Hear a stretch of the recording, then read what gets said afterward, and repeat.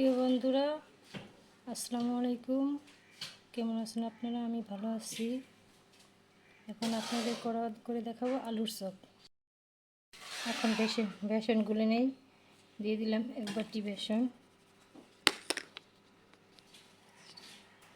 দিয়ে দিলাম হলুদের গুঁড়ো, দিলাম মরিচের গুঁড়ো, দিলাম একটুখানি জিরার গুঁড়ো, দিয়ে দিলাম লবণ, দিয়ে দিলাম সামান্য একটুখানি খাবার সোডা, দিয়ে দিলাম পানি।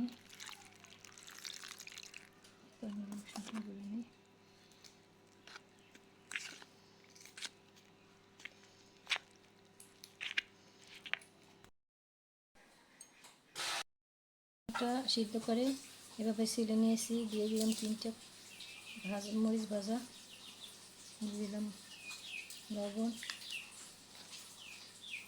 দিয়ে দিলাম পেঁয়াজ কুচি,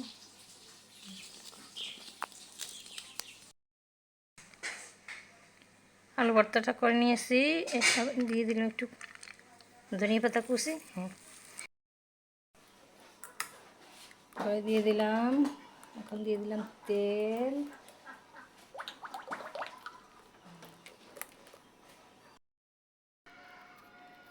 আলুটা এভাবে আমি ভর্তা করে নিলাম। এভাবে করে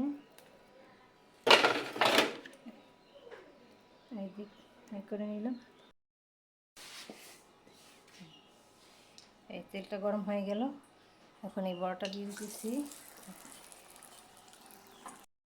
এক সাইড হয়ে গেছে, উল্টিয়ে দিই।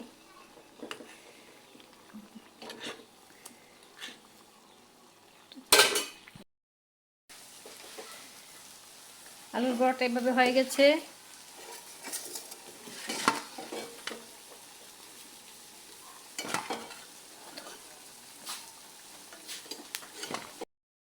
এভাবেই হয়ে গেল আলুর বড়া।